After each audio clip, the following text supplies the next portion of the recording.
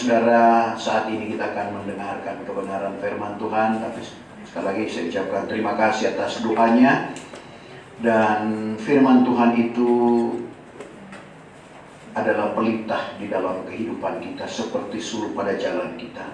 Untuk itu kita berdoa supaya benar-benar firman Tuhan pagi hari ini menerangi perjalanan iman kita, sehingga menghadapi situasi dunia saat ini, Tuhan boleh senantiasa memberikan petunjuk-petunjuk di dalam kehidupan kita. Untuk itu kita akan baca firman Tuhan pasalnya yang kelima, Efesus pasal yang kelima, ayatnya yang. Dan untuk menghormati pembacaan firman Tuhan, saya jemput Bapak Ibu Saudara sekalian bangkit berdiri. Saya baca dalam dua versi, terjemahan lama dan terjemahan baru. Efesus 5 ayat 15 dalam terjemahan baru. Sebab itu ingat baik-baik bagaimana kamu melakukan dirimu, bukan seperti orang yang tiada berakal, melainkan seperti orang yang berakal. Salinan baru. Karena itu perhatikan dengan saksama bagaimana kamu hidup. Jangan seperti orang bebal, tetapi seperti orang arif. Terima kasih. Puji Tuhan. Silakan. Firman Tuhan yang kita baca dan dengar pada pagi hari ini adalah suratan Paulus yang ditujukan kepada jemaat yang ada di Efesus. Sebagaimana kita tahu bersama, jemaat Efesus ini dibangun oleh Paulus dengan pengajaran rasul dan nabi, atau pengajaran yang diwahyukan oleh Tuhan. Tapi seiring waktu yang berjalan, keadaan dunia, kemanisan dunia yang mempengaruhi jemaat yang ada di Efesus ini, sehingga mereka ada yang tertidur rohani dan ada yang mati rohani.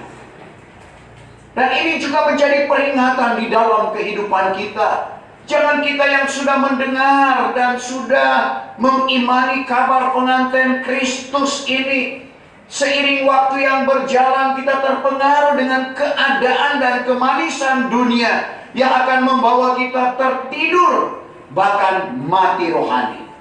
Untuk itu dalam ayat 14 Paulus katakan, bangun engkau yang tidur, bangkit yang mati, supaya Kristus bercahaya atasmu. Ayat 14 Efesus 5.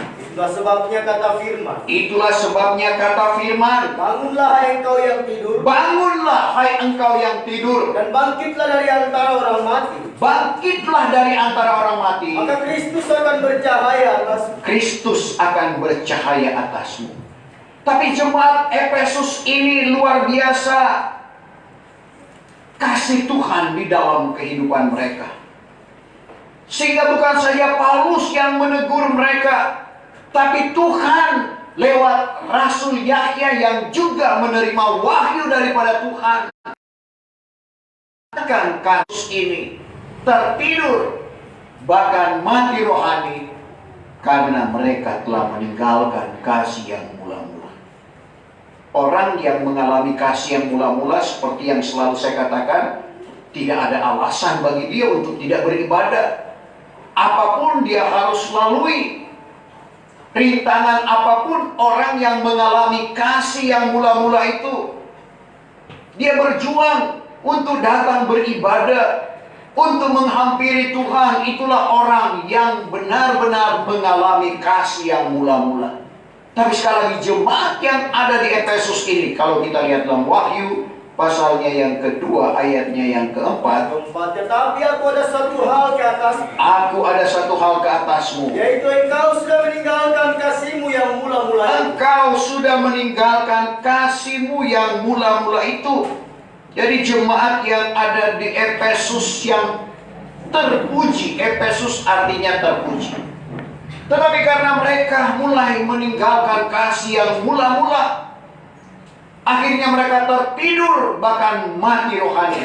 Tapi Paulus datang mengingatkan kepada mereka dalam ayat yang kita baca tadi. Bangunlah hai engkau yang tidur, bangkitlah dari antara orang mati, karena Kristus akan bercahaya atasmu. Lalu dia katakan dalam ayat 15, sebab itu ingat baik-baik. Artinya Paulus memberikan warning, peringatan, karena manusia kadangkala lupa. Sehingga Paulus katakan, sebab itu ingat baik-baik kamu, bagaimana kamu melakukan dirimu. Salinan baru, karena itu perhatikan dengan saksama bagaimana kamu hidup.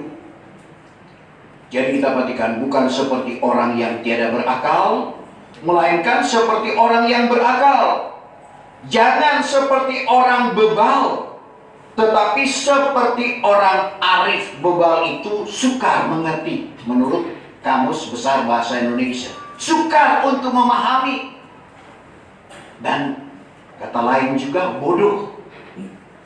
Jadi kita perhatikan, tadi tidak berakal, jadi sukar mengerti, bodoh. Jadi jangan kita bodoh, melainkan kita menjadi arif dikatakan, tetapi seperti orang arif. Orang arif itu arif, bijaksana, cerdik, pandai, menurut Kamus Besar Bahasa Indonesia. Jadi kita arif, jadi cerdik, jadi pandai. Saya pinjam apa yang dikatakan oleh Tuhan Yesus pada waktu dia mengutus murid-muridnya untuk mengerjakan pekerjaan Tuhan. Ada 70 murid yang diutus oleh Tuhan berdua-dua. Lalu Tuhan ingatkan kepada mereka di dalam mengerjakan akan pekerjaan yang Tuhan suruhkan kepada mereka. Kalau kita baca Matius 10 ayatnya yang ke-16, Matius pasal 10 ayat 16, kata peringatan lagi, ingat. Jadi kita selalu diingatkan. Yang ke-16, ingatlah olehmu. Ingatlah olehmu. Aku ini menyuruhkan kamu seperti domba di antara serigala. Aku menyuruh kamu seperti domba di antara serigala. Sebab itu hendaklah kamu cerdik seperti ular. Sebab itu hendaklah kamu cerdik seperti ular. Dan tulus hati seperti burung merpati. Tulus seperti merpati. Saudara, kalau bicara ular, pasti kita langsung berprediksi bahwa itu adalah kuasa kegelapan. Memang. Tapi sebenarnya kita perhatikan, kenapa sampai Tuhan berkata, hendaklah kamu cerdik seperti ular. Kita lihat dulu binatang ular itu. Ular ternyata adalah binatang yang paling cerdik yang diciptakan oleh Tuhan.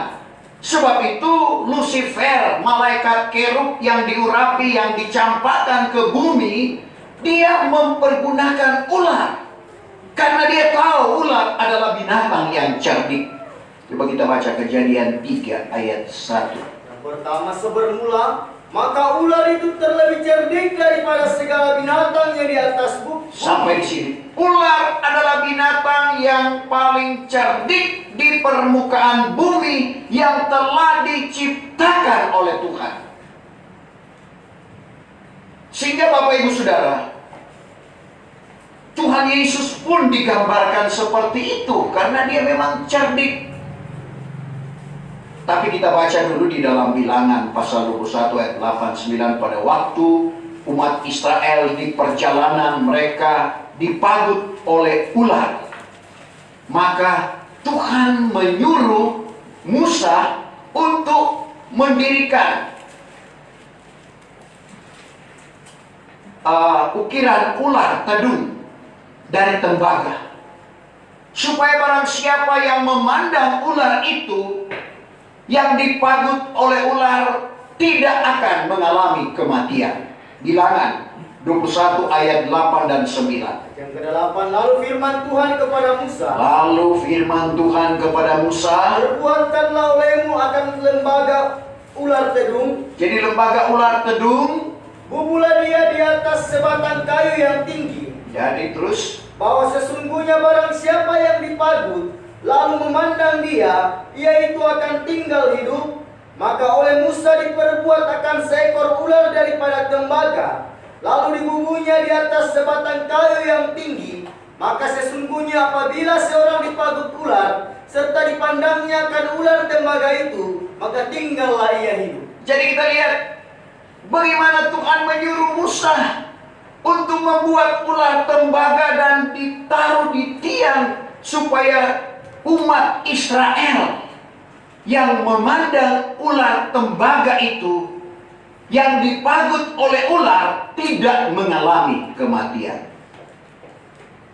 Dan kita lihat dalam Yahya pasal 3 ayat 14, ternyata itu digambarkan seperti Tuhan Yesus. Coba Yahya 3 ayat 14. Yang ke-14, sebagaimana Musa telah menaikkan ular itu di padang belantara. Sebagaimana Musa telah menaikkan ular itu di padang belantara, begitulah juga wajib anak manusia dinaikkan. begitu juga wajib anak manusia dinaikkan.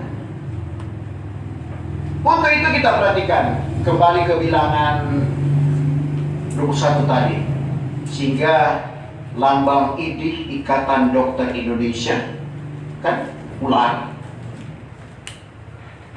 Karena dihubungkan dengan bilangan pasalnya yang ke-21 ini, bagaimana Musa mendirikan ular, lalu yang memandang ular tembaga itu memperoleh kesembuhan.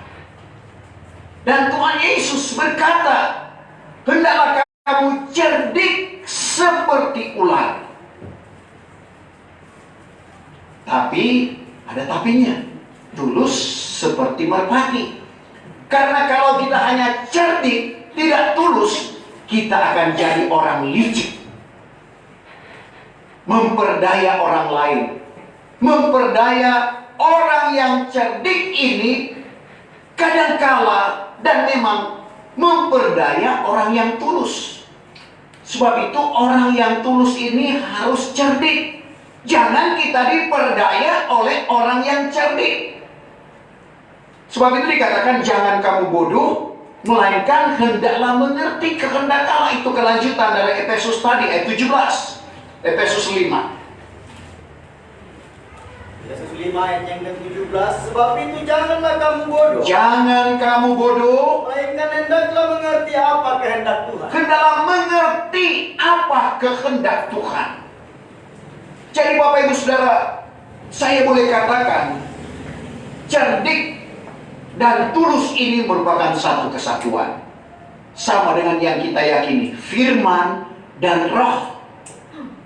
Kalau cuma firman tidak cukup, kalau cuma roh juga tidak cukup, harus kedua-duanya. Kita memiliki firman dan kita memiliki Roh Kudus yang akan menuntun kehidupan kita, sehingga kita sampai kepada penyembahan yang benar, sampai ke bukit kesucian, dan sampai ke tempat kediaman, yaitu surga yang kekal. Sehingga pemazmur dalam Mazmur 43 ayatnya yang ketiga, Mazmur 43 3, suruhkanlah terangmu dan kebenaranmu, suruhkanlah terangmu dan kebenaranmu, supaya keduanya itu memimpin aku, supaya keduanya itu memimpin aku, dan membawakan aku ke bukit kesucianmu, bukit kesucian, yaitu tempat menyembah Tuhan, dan ke dalam tempat kediamanmu, ke dalam tempat kediaman. Terang dan kebenaran itu yang memimpin kita. Terang sama dengan Tuhan Yesus, Tuhan Yesus sama dengan firman. Jadi terang adalah firman. Sekali lagi, terang sama dengan firman. Karena kita lihat Yahya 8 ayat 12, Tuhan Yesus berkata, aku inilah terang. Jadi terang sama dengan Tuhan Yesus. Coba Yahya 8 ayat yang ke-12. maka bertuturlah Yesus pula kepada mereka itu sambil berkata, Yesus berkata kepada mereka itu, aku inilah terang dunia. aku inilah terang dunia. Jadi Tuhan Yesus sama dengan terang. Dan Tuhan Yesus adalah firman yang menjelma menjadi manusia. Yahya 1 ayat yang ke-14. 14, maka firman itu telah menjadi manusia, Firman itu telah menjadi manusia serta tinggal di antara kita. serta tinggal di antara kamu. Jadi terang sama dengan firman. Dikatakan dalam ayat tadi, biarlah firman, terang, yaitu firman, dan kebenaran. Kebenaran berbicara tentang Roh Kudus. Yohanes 16 ayat 13, apabila ia sudah datang, yaitu Roh kebenaran, maka ia akan membawa kamu kepada segala kebenaran.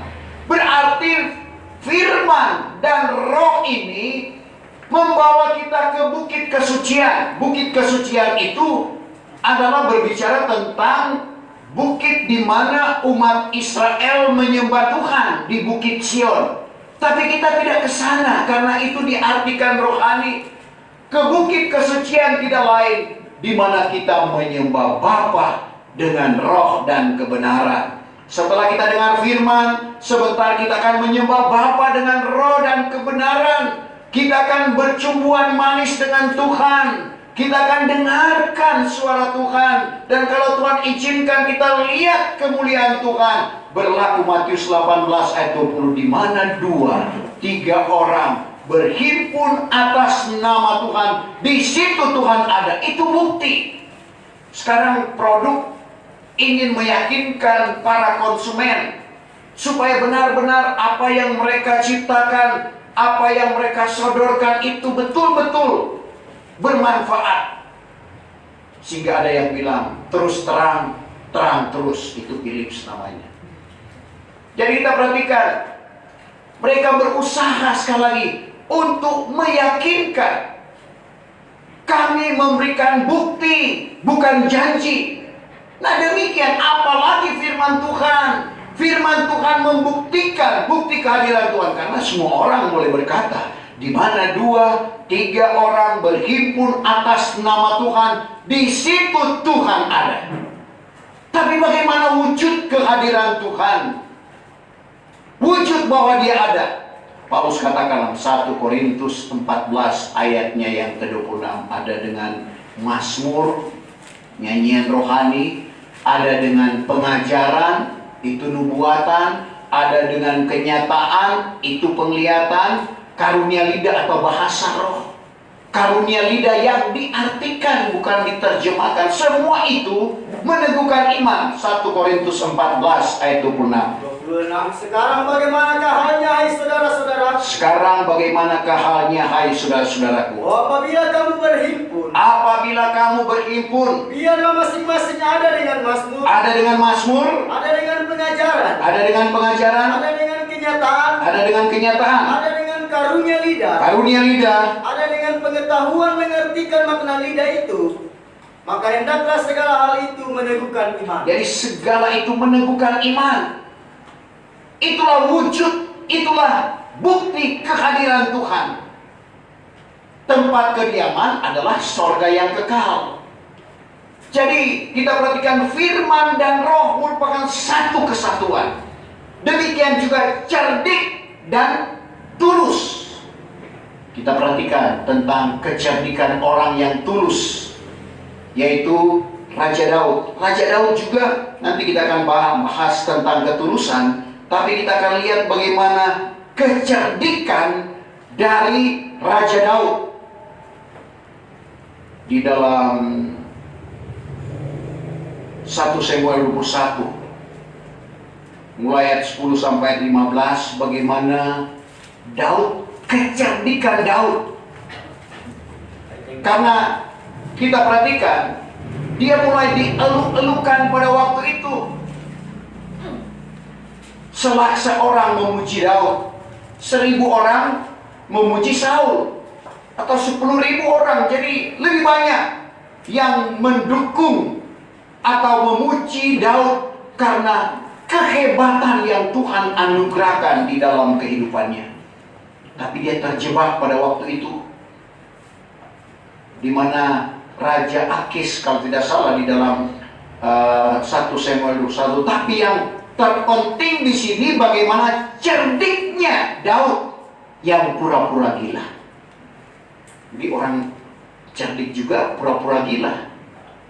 Lalu raja bilang, kenapa kamu bawa orang gila? Tidak kabarnya orang gila. Kenapa orang gila ini? Jadi dia pura-pura mencoret di dinding, dan dia keluarkan air liurnya. Itu kecerdikannya untuk meloloskan diri. Coba kita baca 1 Samuel 21 ayat 10 mulai. 10 mulai. Maka berbangkitlah Daud, lalu lari dari hadapan Saul pada hari itu juga. Karena Saul mau mengejar untuk membunuh Daud, sehingga dia lari. Maka sampailah ia kepada Akis, raja di negeri Gad. Ya. Tetapi sembah segala pegawai Akis kepada baginda. Bukankah ia ini Daud? Bukankah ia ini Daud? Bukankah orang sudah menyanyi dengan ramai akan halnya, katanya. Saul sudah mengalahkan beribu-ribu orang. Saul mengalahkan beribu-ribu orang. Tetapi Daud mengalahkan berlaksa-laksa. Berlaksa 10.000 orang. Maka diperhatikan Daud segala perkataan ini. Lalu ketakutanlah ia sangat di hadapan Akis, raja Gad itu. Jadi Daud ketakutan di hadapan Raja Akis, Raja Gatus. Maka sebab itu diubahkannya kelakuannya di hadapan mereka itu. Diubahkannya kelakuan mereka di hadapan mereka itu. Dan ia pura-pura gila di hadapannya. Ia pura-pura gila di hadapannya. Sambil mengoris-oris pada papan pintu, sambil membiarkan air liurnya turun kepada janggutnya. Maka kita Akis kepada segala pegawainya. Raja Akis berkata kepada pegawainya, bahwasannya kamu melihat sendiri orang ini gila. Mengapa kamu membawakan dia kepadaku? Iakah aku ini kekurangan orang gila? aku kekurangan orang gila sehingga kamu bawa orang gila kemari. Maka kamu membawakan orang ini supaya ia pun diingat-ingat di hadapanku. Sampai di situ saja. Jadi bagaimana kecerdikan dari Daud. Dan kita tahu Daud adalah seorang yang tulus. Jadi Bapak Ibu Saudara, kita juga di dalam pekerjaan perlu cerdik. Bagaimana kecerdikan kita, tapi disertai dengan ketulusan. Karena seperti yang saya katakan tadi, kalau hanya cerdik ya seperti ular, artinya licik. Ular itu kan lidahnya bercabang. Jangan kehidupan kita memutarbalikan, lidah bercabang itu umpan. Anak ayam pikir wah ini ular, ya, padahal satu jebakan. Jangan kita demikian. Jadi cerdik memang itu dituntut oleh Tuhan. Dikatakan oleh Tuhan, kamu disuruh seperti domba di antara serigala. Tapi hendaklah, jadi ingat supaya di dalam kita menjalani akan kehidupan ini, termasuk orang-orang yang bekerja, saudara, perlu ada kecerdikan di dalam kehidupan kita. Bagaimana kita mau memajukan usaha kita sambil ketulusan hati kita di dalam menjalankan tugas. Karena ada orang juga ya, karena mau ingin untung, ya berdusta. Jadi kalau penjual biasanya, oh pokoknya saja sudah 25.000, masa saya mau jual 25.000? Sudah berdusta, mungkin dia cuma beli 10.000. Tawarkan saja ini 30.000, dia mau beli atau tidak. Nggak usah pakai alasan, karena itu sudah licik namanya, bukan cerdik namanya itu. Kalau mau beli ini 30.000. Jangan bilang, oh saya punya pokok 30.000, padahal cuma 10.000 pokoknya. Kan banyak kali pedagang demikian. Sudah jadi licik, bukan cerdik. Tapi kita perlu sekali lagi kecerdikan itu. Tapi sekali lagi, hendaklah kamu juga disertai dengan ketulusan hati. Tapi masih di dalam kecerdikan. Kecerdikan Paulus dalam Kisah pasal 23. Dia lihat di situ ada orang Farisi dan orang Saduki. Karena ada perbedaan antara orang Farisi dan orang Saduki. Yang tidak percaya kiamat, tidak percaya kebangkitan. Sedangkan orang Farisi itu percaya. Coba kita baca dalam Kisah pasal 23 ayat 6 sampai 8. Yang ke-6. Tetapi apabila Paulus nampak yang sebahagian itu orang Saduki, Sebagian orang Saduki, dan yang lainlah itu orang Farisi, yang lain orang Farisi. lalu berserulah ia, katanya, hai tuan-tuan dan saudara-saudara, Ini kecerdikan dari Paulus. Hai tuan-tuan dan saudara sekalian, aku ini orang Farisi aku ini orang Farisi, dan anak orang Farisi. anak orang Farisi. Maka sebab pengharapan kebangkitan orang mati, Sebab pengharapan orang mati, aku didakwa. aku didakwa karena orang Saduki tidak percaya yang demikian. Terus Setelah ia berkata demikian, maka bangkitlah suatu perbantahan di antara orang Farisi dengan orang Saduki. jadi perbantahan antara orang Saduki dan Farisi karena penyampaian Paulus. Dan orang banyak itu pun bersebelalah, karena orang Saduki mengatakan bahwa tiada kiamat, Orang Saduki tidak percaya kiamat, dan tiada juga malaikat atau roh. tidak ada malaikat atau roh. Tetapi orang Farisi mengaku ada semuanya itu.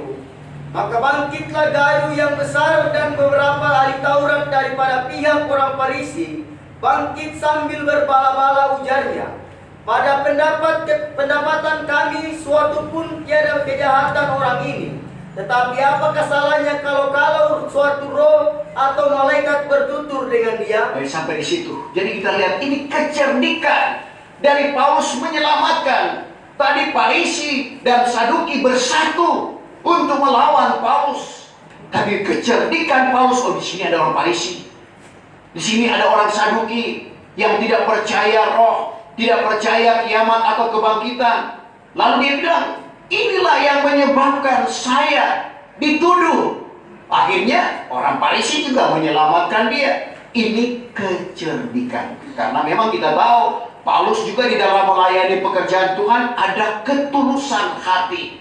Nah, kita perhatikan tentang orang-orang yang tulus hatinya.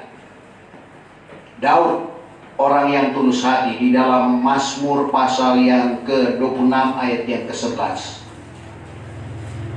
26 ayat yang ke-11. Tetapi aku ini berjalan dengan tulus hatiku. Aku ini berjalan dengan tulus hatiku. Maka hendaklah engkau menebus akan daku, Hendalah engkau menebus akan aku, dan mengasihankan daku. mengkasihankan akan aku. Jadi kita lihat pengakuan dari Daud bahwa dia adalah tulus hati. Dan semua orang bisa mengatakan, seperti katanya juga dalam pasal 41 ayat 13, bahwa dia adalah orang yang tulus hati.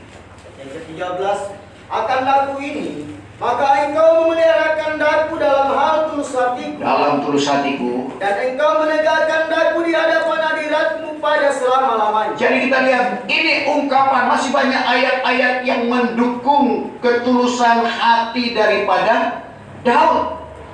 Dan kita semua orang bisa berkata tulus. Karena hati tidak ada orang yang menduga. Hati itu penipu. Yeremia 17 ayat 9. Tidak ada orang yang menduga. Saya tidak dapat menduga hati bapak, ibu, saudara yang ada saat ini. Bahkan Yeremia mengatakan hati itu adalah penipu. Siapa yang menduga hati? Coba. Ayat yang ke-9, adapun hati itu penipulah adanya, Hati penipu adanya, lebih daripada segala sesuatu, terlebih daripada segala sesuatu. sekali-kali tiada ia berketentuan. Hati itu tidak berketentuan. Siapa gerangan boleh mengetahui isinya? Siapa yang dapat mengetahui isi hati? Hanya Allah yang dapat menduga hati. Ayat selanjutnya. Bahwa akulah Tuhan yang menduga hati. Sampai situ, akulah Tuhan yang menduga hati. Sesama kita manusia tidak dapat mengetahui hati sesamanya. Tetapi Tuhan, dia dapat menduga, dia dapat mengetahui akan hati kita, tuluskah kita atau tidak. Karena meskipun yang kita buat itu benar, kalau tidak juga disertai dengan ketulusan hati, itu semua sia-sia. Contoh, Amasya 2 Samuel 2 Tawarik 25 ayat 2. Dia lakukan yang benar, tapi dia tidak tulus hati. Coba. Yang kedua, maka dibuat baginda barang yang benar kepada pemandangan Tuhan. Baginda melakukan perbuatan yang benar pada pemandangan Tuhan, Tetapi bukan dengan segala tulus hati. tapi bukan dengan segenap hati, bukan dengan tulus hati. Akhirnya dia kalahkan orang Syam, kalau tidak salah. Dia ambil juga berhala karena tidak tulus hatinya.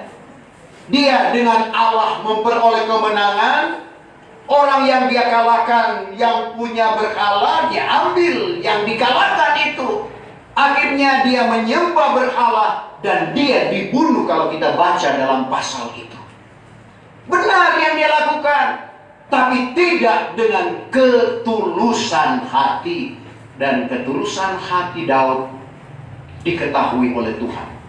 Sehingga pada waktu perjumpaan antara Raja Soleman dengan Tuhan lewat mimpi, maka kita perhatikan apa yang dikatakan oleh Tuhan dalam 1 Raja-Raja 9 ayatnya yang keempat. Yang keempat, maka jikalau engkau berjalan di hadapan hadiratku seperti ayahmu Daud sudah Seperti berjalan, ayahmu Daud sudah berjalan itu, dengan sempurna dan tulus hati, sempurna dan tulus hati, sampai di situ. Jadi pernyataan Tuhan kepada Soleman anak Daud bahwa ayahmu Daud telah berjalan di hadapan hadiratku dengan tulus hati. Tidak heran Bapak Ibu Saudara, karena ketulusannya sehingga Tuhan mempermuliakan dia. Seorang gembala binatang menjadi orang nomor 1 pada umat pilihan Allah. Itu diakibatkan karena ketulusannya. Bagaimana ketulusan daripada Daniel?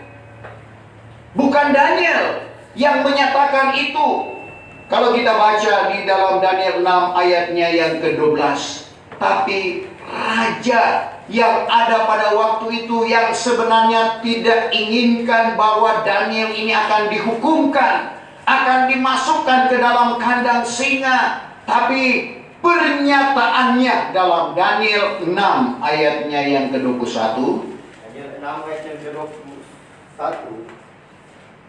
Serta sampailah baginda ke keleburan singa itu. Berserulah baginda kepada Daniel dengan amat merdu bunyi suaranya. Katanya kepada Daniel, kata baginda kepada Daniel, hai Daniel, hamba Allah yang hidup. Adapun Allahmu yang engkau berbuat bakti kepadanya, dengan segala tulus hatimu. Sampai dengan segala tulus hatimu. Penilaian baginda terhadap Daniel memang orang tulus, tidak heran. Dia orang tawanan yang dibuang ke Babilonia karena kesalahan umat Israel. Karena ketulusan hatinya, dia diangkat menjadi Perdana Menteri. Karena kalau kita baca dalam terjemahan lama dan dalam Daniel 6 ini, kerajaan Babilonia dipimpin oleh satu raja, 3 Perdana Menteri, salah satunya adalah Daniel. Dan ada 120 menteri. Kalau kabinet Indonesia Kerja cuma 34 menteri. Ini 120. Yang lebih parah lagi, para menteri ini harus bertanggung jawab kepada Daniel, yang notabene-nya adalah orang tawanan, orang dibuang. Tidak heran 2 Perdana Menteri dan 120 menteri ini cemburu terhadap Daniel, mencari kesalahan. Daniel 6 ayat 5, tidak ada kesalahan, tidak ada sebab untuk menyebabkan dia untuk dipersalahkan. Lalu mereka ingat, oh dia suka berdoa. Jadi disodorkanlah kepada raja supaya buat ultimatum. 30 hari kemudian ini tidak ada yang boleh berdoa kepada siapapun kecuali kepada raja. Daniel tidak mengindahkan ultimatum itu. Dia lebih takut kepada Tuhan daripada takut kepada manusia. Karena manusia hanya membunuh tubuh, tidak dapat membunuh jiwa. Kita baca Matius 10 ayat 38 kata 28. Manusia, coba Matius ayat 28. Janganlah kamu takut akan orang yang membunuh tubuh. Matius 10 ayat 28. Janganlah kamu takut akan orang yang membunuh tubuh dan yang tidak berkuasa mematikan jiwa. Tidak berkuasa mematikan jiwa. Tetapi yang terutama sekali hendaklah kamu takuti Dia. Takut akan Tuhan yang berkuasa membinasakan baik tubuh atau jiwa di dalam neraka. Jadi lebih baik kita takut kepada Tuhan daripada takut kepada manusia. Hanya membunuh tubuh, tidak dapat membunuh jiwa. Jadi kita perhatikan bagaimana Daniel dalam ketulusannya Selanjutnya juga adalah Ayub. Ayub kalau kita baca Ayub 1 ayat 1, dia orang kaya, orang tulus juga. Nah, orang tulus kita perhatikan, bukti memang setelah dia diuji, kita baca dulu. Ayub 1 ayat 1. Sebermula, maka dahulu ada di tanah Uz seorang laki-laki yang bernama Ayub. Maka orang itu tulus hatinya dan Orang itu tulus dan saleh. lagi takut akan Allah. Takut akan Allah. Dan dijauhkannya dirinya daripada jahat. Ayat 8, coba kita baca kembali ayat 8. Ayat yang ke-8, maka firman Tuhan kepada setan, sudahkah engkau melihat hambaku Ayub? Sudahkah engkau lihat hambaku Ayub? Karena tiada sebagainya di atas bumi. Ialah seorang yang tulus hatinya. Ia orang yang tulus hatinya, Dan saleh. saleh, Dan yang takut akan Allah. takut akan Allah, Dan yang menjauhkan dirinya daripada jahat. menjauhkan dirinya dari jahat. Sehingga pada waktu dia kaya, dia dengan Tuhan, waktu dia diberkati oleh Tuhan, dia dengan Tuhan, itulah orang yang saleh, itulah orang yang tulus hati. Dan setelah dia jatuh miskin karena dicobai oleh kuasa kegelapan, dia tetap dengan Tuhan. Karena pada waktu istrinya menggoda, Ayub, hujat saja Tuhan Allahmu, masihkah engkau menunjukkan ketulusan hatimu kepada Allah? Sedangkan engkau sudah miskin, anak-anakmu sudah mati, sekarang giliranmu berpenyakitan. Hujat saja Tuhan Allahmu daripada engkau hidup dan tersiksa. Tapi apa kata Ayub? Pasal 2 ayat 9 mulai. Maka pada masa itu kata bininya kepadanya, lagikah engkau bertetap dengan dalam hal tulus hatimu? Lagikah engkau tulus hatimu, Ayub? Hujatlah olehmu akan Allah lalu matilah. Hujatlah olehmu Allahmu supaya engkau mati daripada engkau menderita. Tetapi sahutnya kepadanya, Sahutnya kepadanya, katamu ini seperti kata perempuan yang sangat gila. katamu seperti perempuan yang sangat gila. Masakan kita menerima daripada Allah barang yang baik, Masakan kita menerima yang barang daripada Allah yang baik, dan tiada kita menerima yang jahat pun? dan tidak kita menerima yang jahat pun? Maka dalam sekalian ini tiada Ayub berdosa dengan lidahnya. Di dalam kepicikan, dalam penderitaan Ayub, ternyata dia tetap dengan Tuhan. Karena dia memang tulus. Sehingga dia diberkati oleh Tuhan. Sebab itu sekali lagi perkataan Tuhan, kamu seperti serigala, seperti domba di antara serigala. Untuk itu hendaklah kamu tulus, cerdik seperti ular, dan tulus seperti burung merpati. Di dalam menjalani kehidupan ini sekali lagi, perlu ada kecerdikan, kepandaian di dalam kehidupan kita. Minta kepada Tuhan yang mempunyai hikmat, Dia berikan hikmat di dalam kehidupan kita. Tetapi semuanya itu harus disertai dengan ketulusan hati. Saya jemput kita bangkit berdiri. Kita sempurnakan ibadah kita pada pagi hari ini. Kita menyembah Dia dengan roh dan kebenaran. Tak tersembunyi